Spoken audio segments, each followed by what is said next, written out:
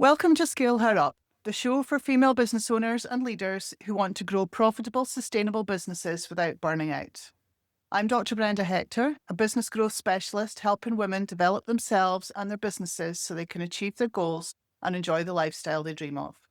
In each episode, you'll hear inspiring stories, honest conversations, and practical strategies to help you start, grow, or scale your business. If you're new here, hit follow so you don't miss an episode, and come and join our Scale Her Up Facebook community to keep the conversation going. So today I'm very pleased to welcome Lucy McNicoll, who is the Managing Director of Exec Space Limited. Lucy, thank you very much for joining me on the show. Hello. Hi, everyone. We'll start the same as I start with all of my guests. Tell us a bit about the business. What do you do at Exec Space?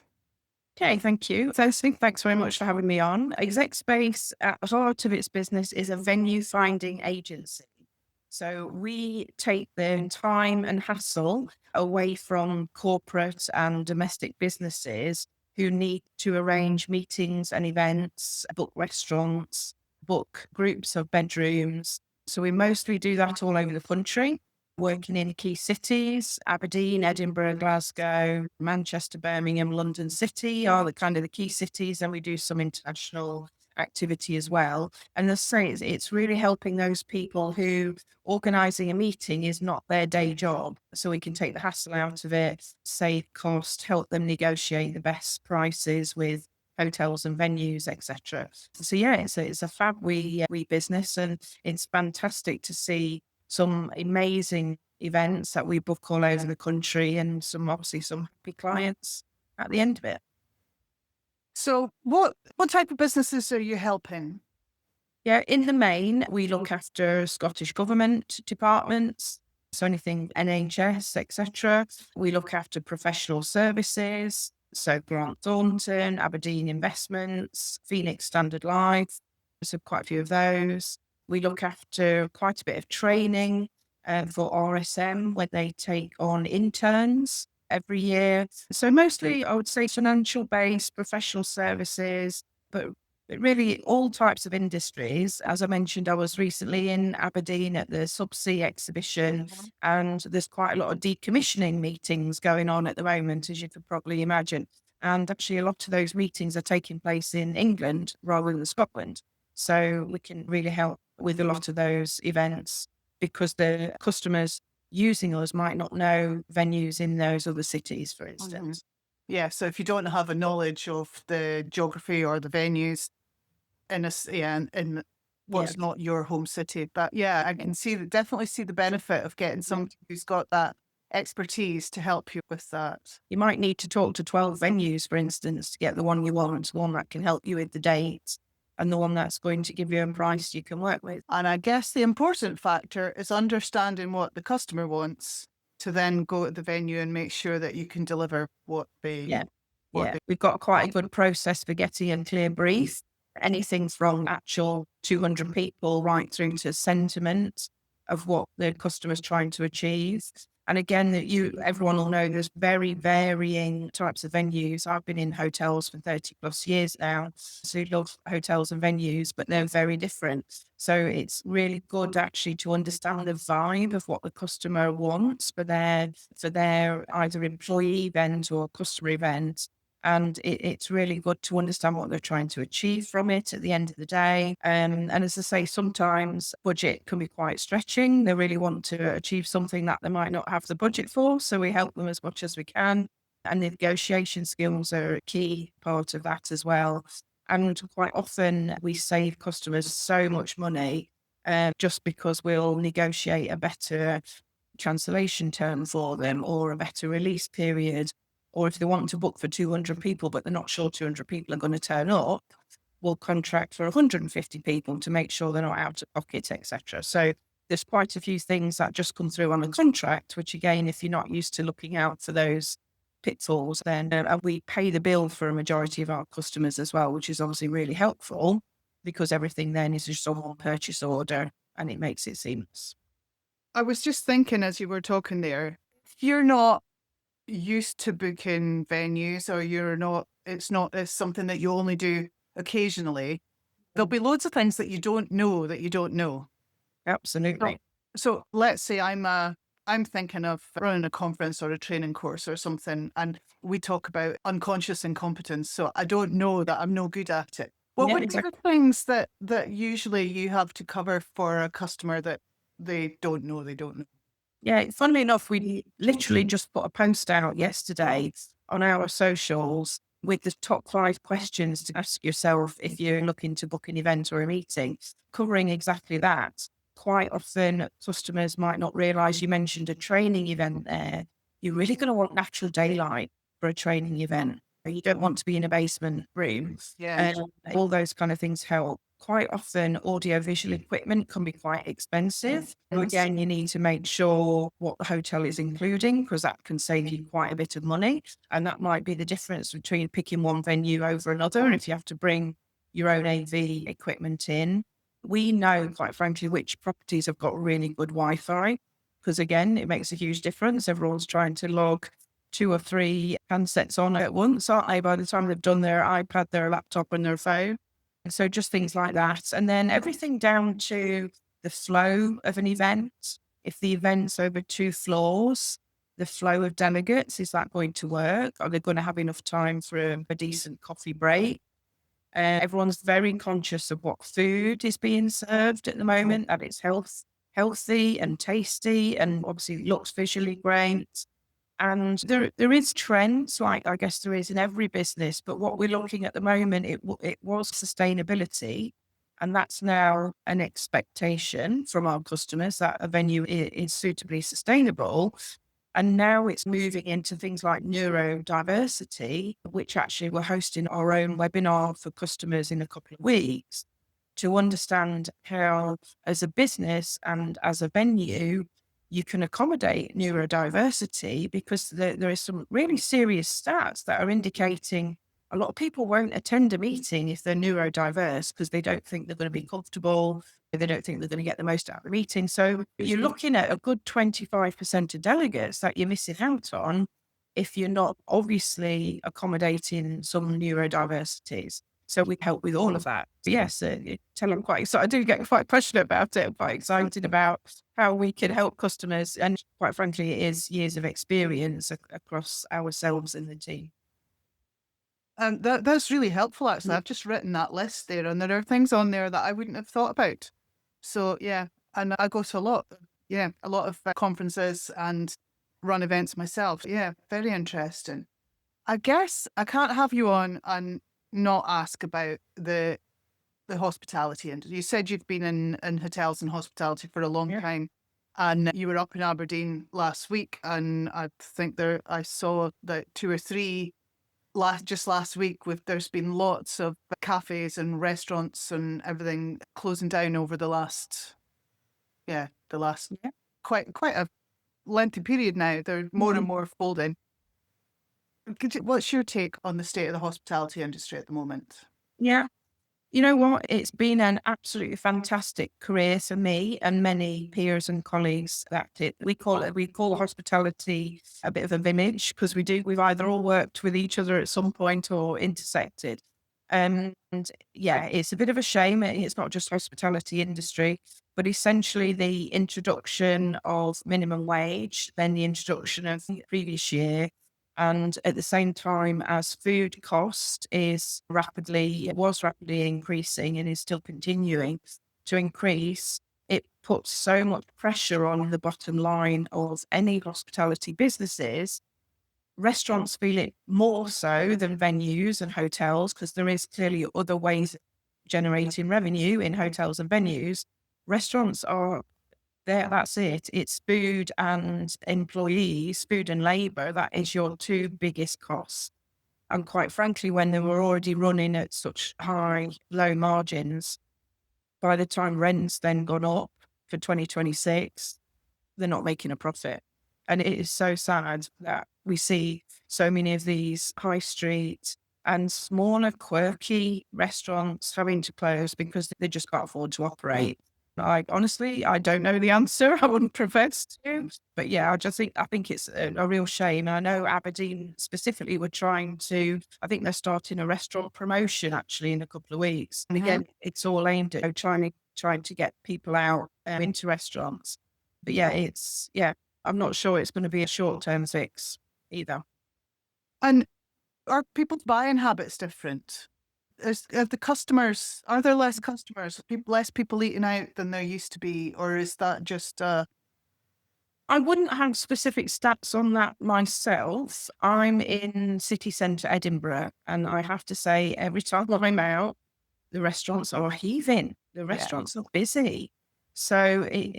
But clearly that's one date in time, isn't it? So I wouldn't happen to have, I guess, enough information to answer that properly, if I'm honest. Fair enough. Putting you on the spot there. Yeah. Let's talk about Lucy then. Let's talk about your journey. So you're the managing director of Exec Space at the minute, but you've come from the hospitality sector. Yeah. Tell me how you came to be MD at Exec Space. I actually started off life as a chef. So I was a trained chef in London at the Cumberland Hotel and absolutely loved it. I loved being in the hospitality industry. And just the more I was a graduate trainee at the time, so you were able to experience other departments. And I realised actually I was better front of house, dealing with customers and looking after customers from that perspective, just I guess my personality and what have you. So I actually got into arranging events at that point. And there was some absolutely amazing events with Elaine Page as the entertainment, BT Shares launch, massive towers of Kawasaki motorcycles, there was some absolutely cracking events. And I just fell in love with that side of the business and just being able to see the result of having been a part of arranging something. And then there we go. It's absolutely brilliant. So that kind of gave me the love for the industry. But it wasn't really until I got into what we call the brands. So Hilton, Marriott, Holiday HG with Holiday Inns, etc. That's when I really understood actually I could have a career in this area, in this space. And I've had some brilliant people, I guess, that have helped me along the way. And getting into the brand element really gave me the right training, the right perspective, and the right personal development to move me then through operational teams, into sales teams, into managing teams, into regional, and then, ending my hotel career piece with a hospitality management company called Aimbridge, who were a brilliant company to work for the last 5 years.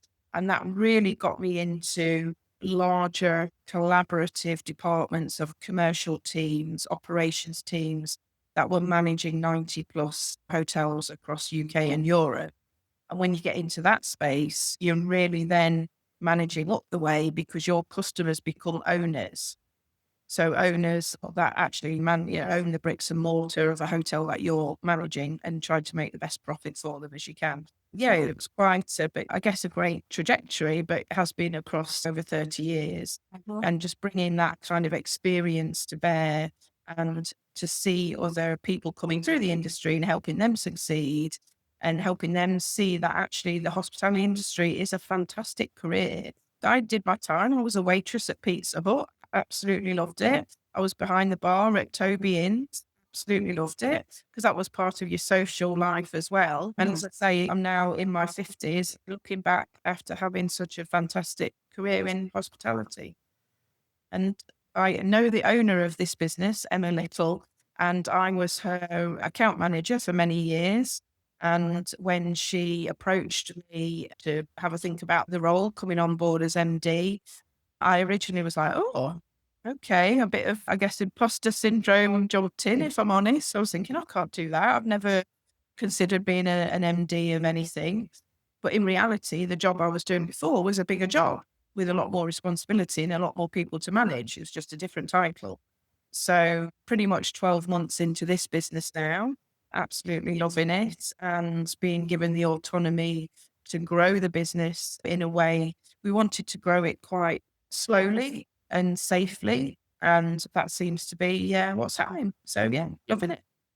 Good. So tell me about it's Emma's the founder of Exec Space. Is that right? Yep. So Emma Nichols, the founder and the owner. Yeah. Yeah. So tell me about how, I'm sure obviously it would be great to have Emma here, but she's not. So if you could maybe just summarize Emma's story then.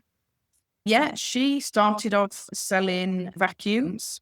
Mm-hmm. And she did very well. She was door to door. She absolutely loved it. And you would be able to tell if you met her now, she's clearly a person who hits her targets, really determined, very specific, and very focused. And that took her then at the time into telecoms. So telecom sales were taking off. This was when all the shops were coming in on the high street. So she did very well in that area. And then I think she was asked, I think, to arrange a meeting for the team, and she realised there was quite a gap in the market of being able to find the right venue, knowing what to do and how it all worked.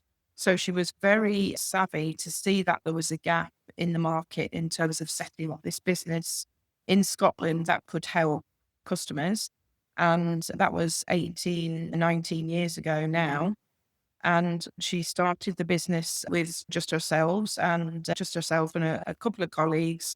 And it grew then into quite a big business. I think at one point it was around 20 employees. And she realized really that she was at that point where she really needed to either grow through expansion or decide to scale back. So if you think what's happened over 18 years, that there's been a few instances, hasn't there, COVID, etc., being the obvious one where a lot of people lost their businesses. So she was in the same boat as many other small businesses. She was forced to scale back at that time. And now at this point, it's a fantastic business that employs 8 people, but there's no debt, no investors. And as I say, it's a really nice business ticking along that was slowly on that kind of growth trajectory again. And she's brought you in as MD. Is that because she wants to step back?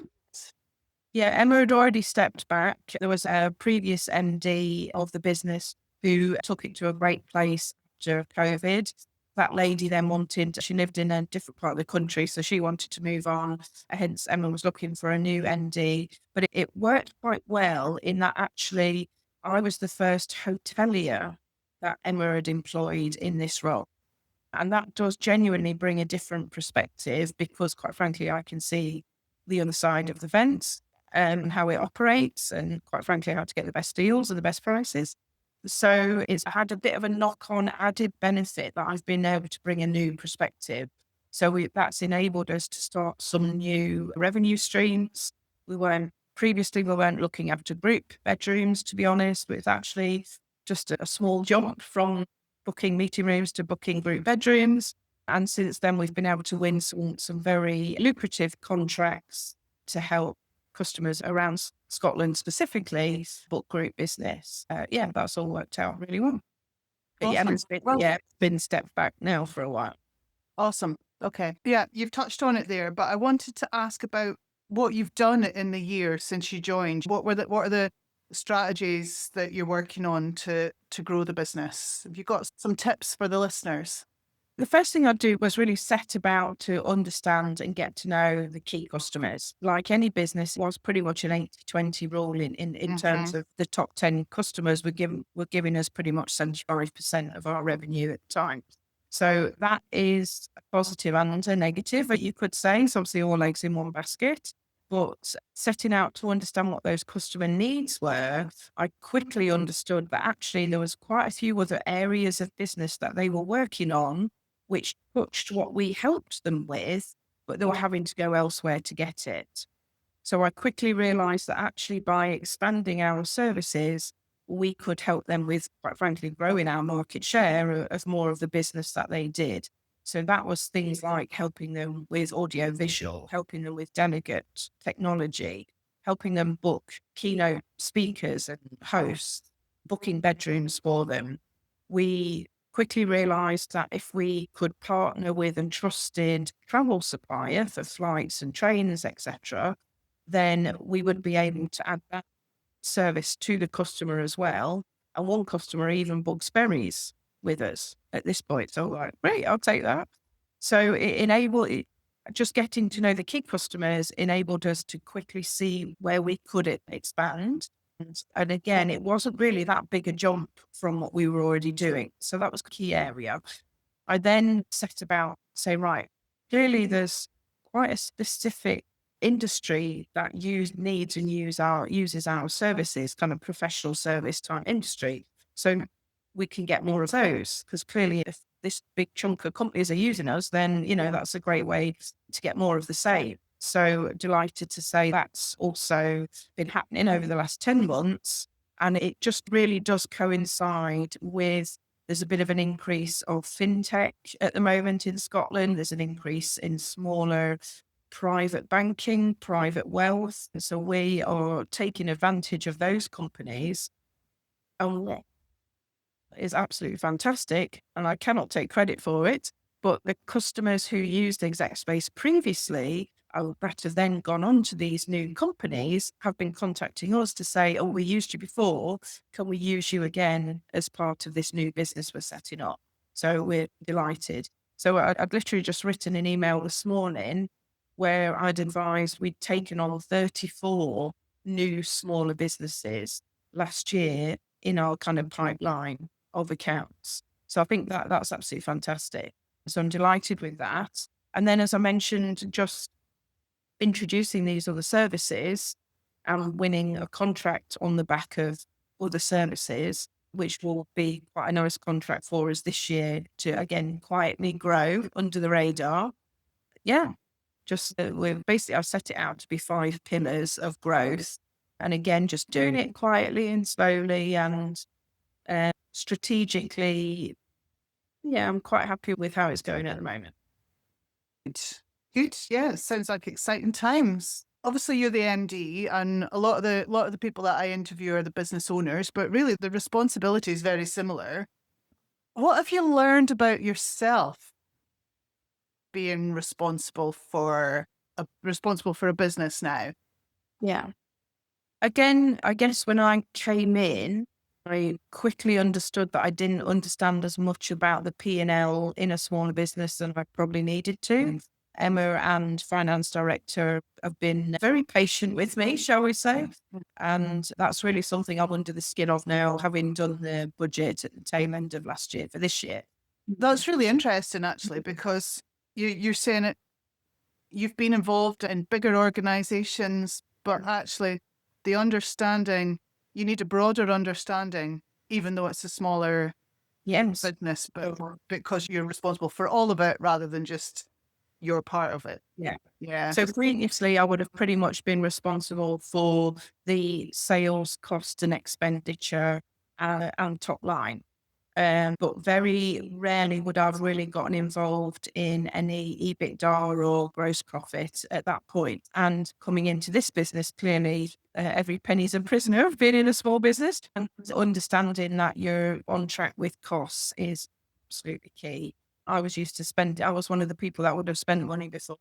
So really being able to understand that and how each cost and each segment of the business is affecting the profit and what percentage profit is coming from what kind of transaction, because they are quite different. And understanding really the difference in 1% in terms of commission or additional business and what that then flows through to the bottom line. And quite frankly, we do have a board of directors, and they help me understand longer term implications, making sure we've got the right cash flow for any tax bills and all that sort of stuff coming in. So yeah, that's definitely been a steep learning curve for me. And thank goodness for my professional colleagues that are used to doing that side of the business. Is all I'm going to say at the moment. That's an interesting thing to touch on then, is that you don't have all the skills yourself, but you've got the people around you who do. And that comes up in a lot of these conversations, actually, is the people around you. So, who's been your biggest supporter? That is really hard to actually single anybody out, because genuinely in a small business, everybody's got to play their part. And I really felt that quite specifically over the last 12 months. So Emma being the owner, I've been able to bounce ideas off her, have had the business tried this before. And so she was always very customer facing. So I've engaged Emma to help me with kind of customer introductions, and so clear right from the beginning relationships the business and Emma had built up for the business with the customers, that they were already predisposed to like me because they liked Emma and they liked the business so much. So that was a really smooth transition. I'd mentioned our finance director, Pamela Gibson. Pamela's been in the business actually this week, 15 years. So that lady definitely knows what she's doing, which is absolutely brilliant. But she's kept me in the loop every step of the way, just so I can understand that clearly, yeah, we're going to make this decision, but this is the information behind the decision. And this is why we need that particular cash flow in the business at that time. So that lady has been super helpful to me, and just making sure, quite frankly, that her team are paying invoices on time. So the reputation is strong with our suppliers, and quite frankly, getting our money in. So we're keeping that cash flow strong is fantastic. So everyone's playing their part there. And then I guess above the business, we have a non-executive director, and that gentleman has been very helpful to me from a bit of a coaching around business, not personal coaching, but business coaching, and has been very helpful in how I should lay out the year in terms of board meetings or what's expected at a board meeting. Again, I've been at some high level meetings previously, but these are the first kind of board level meetings that clearly I'm responsible for. So that's been quite a learning curve. We know the expectations of what should happen in quarter 1, 2, 3, and 4 from a board perspective. And then the lady, quite frankly, we employ to help us around finance and tax and just making sure we are hitting all the regulatory points that we should be hitting. And we're not going to obviously incur any bills or fines or anything we shouldn't be incurring just because we're doing business in the right way. Awesome. So it sounds like a really good supportive team around you. Yeah. Absolutely, for So sure. you mentioned earlier on that you had a bit of imposter syndrome when you were approached about this job. And I think that's really common. It's particularly common. I think imposter syndrome is more prevalent in women, and it's more prevalent in people at the top of businesses. I guess it's one of the reasons for the podcast, because I want other women to be starting, scaling, or taking senior roles and getting over that imposter syndrome. So what would be your advice to someone who's thinking of taking a senior role like you've done here? I guess to really give it some clear space thinking time. When Emma approached me, it was out of the blue. It was unexpected. I was extremely flattered. But my first thought was, I can't do that job. I can't be an MD of anything. That was my first thought. Emma was very good because actually she's been running a recruitment business now for a couple of years. She gave me some space. She basically didn't take my first answer as the answer. She gave me some space and she just sent me some information, saying, look, just have a think about this when you've got some clear space thinking time. Because I was in the heat of the moment. I was in budgeting for about 30 hotels at the time. And yeah, I was pretty much on that hamster wheel. I was getting on a plane or a train every Monday morning, coming back on a Thursday night. So I really wasn't in the right headspace actually to potentially make a good decision about my future. And it coincided with a few days off that I did have planned already. And it just gave me some really good, clear headspace to think, what am I doing? Why do I think I can't do this job? And yeah, that internal conversation you have with yourself. I did also speak to some very close peers to get their thoughts and their opinion. People I trust and quite frankly would follow their advice in the industry. And they helped me talk through internally again why I thought I couldn't do it, or what would I be leaving if I walked away from what was already a very good career position, with possibility, which did actually transpire the possibility of a promotion at that time. I guess it all boils down to the clear headspace to work through the pros and cons of where are you in life? Where are you with your partner at that given time? The travel was a key element for me. It was getting a bit boring, from that perspective. but I really enjoyed who I worked with at the time and what I felt I was achieving. And that's quite a key piece for me. Would I be able to come and actually achieve anything? Would I just be picking up the reins from somebody who'd already sorted everything out? I did have quite a big discussion with some peers around whether they thought the job would be big enough for me and would I be bored in a year's time? Yeah, I think if you've got people you can trust to have those conversations and they would be honest with you and look at it holistically and just give yourself some clear space thinking time. So that's really great advice. But I'm also thinking about it from the other perspective, like from Emma's perspective. So you're like now you're at the top of the business and if you were thinking of bringing somebody in like Emma did with you, what should a business owner at that point be thinking of? I noticed that you weren't in the market for a job. So you were headhunted really because the good people are working and working well and performing. And so there's definitely a part there about the people that are looking for a job could be looking for a job for a reason. What else do you think that, because you've having been on that side of it, what should a business owner looking for bringing somebody in be considering? Yeah. Emma did share with me the reasons why she pinpointed me. A lot of it from her perspective, and I've since realised she's also very good at surrounding herself with good people, was a huge element for her is trust. So over the time I had managed her business as an account manager elsewhere, I built up a huge element, a huge bank account, let's say, of trust. And that was quite a big piece for Emma.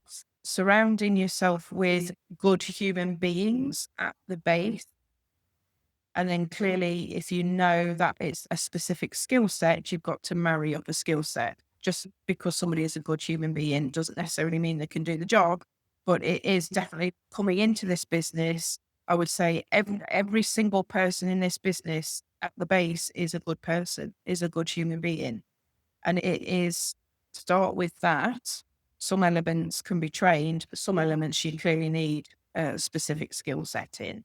Yeah, I guess if I was to bring in, so we have recruited twice now since I've been in the business, so we will be recruiting again at some point this year.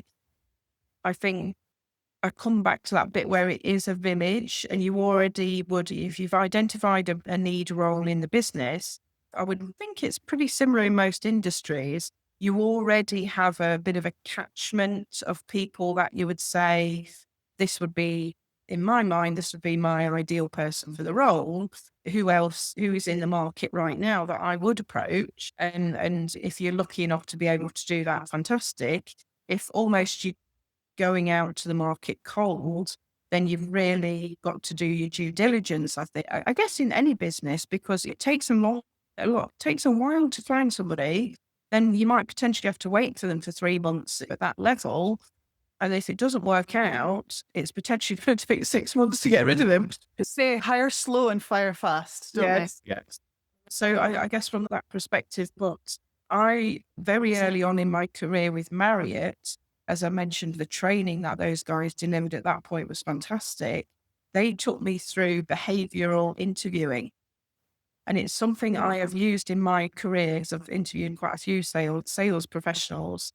You can really tell quite a lot by understanding what a person did do in a certain instance, as opposed to what they might do if something happened. So there's no right or wrong answer. It's how that person conducted themselves, or through an example, what did actually happen. And I've used that quite a bit in my career since then. So if you're putting together a skill set with evidence behavior, with the fact that they're a good human being, you've got to be 98% there, I would imagine. So that's where you're saying, tell me about an example where you had to deal with this situation and what did you do? Yeah, rather than what would you do if you were faced with this? Yeah. Yeah, everyone can say what they would do, right? The Yeah. text answer. Yeah. Yeah, that's good. That's a good tip there, actually. Yeah. Lucy, If you could go back and meet your 18-year-old self, what advice would you give her? I'm not sure I'd give my 18-year-old self advice. I was loving life in London when I was 18. I'd already travelled to China. I'd already travelled to America on a Camp America visa where I was chefing, which was fantastic. So I was pretty much loving life at 18. I would say I would give my older self some advice. I wish I'd have come into really understanding collaboration is key a lot earlier in my career. I was one of these people who was pretty much bright red all the way through in terms of I thought I could do it all myself. Nobody needed to help me. I was good at what I was doing. I was perhaps a little bit overconfident. And it wasn't until I really got into the playing field of managing teams myself that I understood just telling somebody to do something isn't necessarily going to work. And I became a lot more balanced in my approach. But if genuinely, honestly, I don't think I would change anything. I've missed opportunities and gained opportunities, but it's all come out in the right place. But I think if I would have loved to have told my 30-plus-year-old self, understand the power of collaboration a lot sooner than I really clicked to it. So you mentioned there that you were very red. So that's a reference to the personality styles, isn't it? Yeah. We use DISC, which is similar to the insights and all Yeah. of that. Yeah. So is that about understanding people? That collaboration, is that about Yeah, I think it's more of it starting with understanding yourself, isn't it? Understanding yourself and how it relates to somebody who might be bright yellow, which tends to be a salesperson in the main. And I loved that I like the psychology of that sort of aspect of understanding that how that person might react, whether it be a customer who works in finance or a customer who works in sales are clearly going to want different elements from a conversation with you or from a proposal with you. Clearly, somebody in finance is going to want all the stats, all the figures, it's all got to add up and no anomalies. Somebody in sales wants the imagination, wants the picture built for them, wants the story of how it's going to look and tell me at the end how much it's going to cost. That understanding of how you're yourself first and then how that relates to other people who might quite frankly be different to you. But again, that genuinely has only come to me properly in the last 10 years, I would say. Yeah, me too. Me too. Yeah. It's a big. I'm just going to take this opportunity to recommend for anybody who wants to get a better understanding of that, they should read a book called Surrounded by Idiots. Yeah, which covers that really nicely. And it's an easy read. It's not a difficult read. Yeah. So that'd be my tip. Yes. Yeah. Surrounded. Self-awareness is a huge piece, though, I think. Absolutely. Absolutely. Lucy, we've run out of time. I could keep talking to you all day. I've really enjoyed the conversation. Thank you very much for sharing your story. Thank you for the opportunity. And thank you to you for listening to Scale Her Up. If you enjoyed this episode, follow the show and leave a review. It helps more female business owners find us. Come and join our Scale Her Up Facebook community to get support, accountability, and connection with women who get it. And remember, only 1 in 3 UK entrepreneurs are female, and men are still 5 times more likely to scale their business beyond £1 million in turnover than women. When we start and scale our businesses to the same extent as men, we'll add 250 billion to the UK economy and create millions of jobs. Ladies, you can do it, and your business can make a massive difference.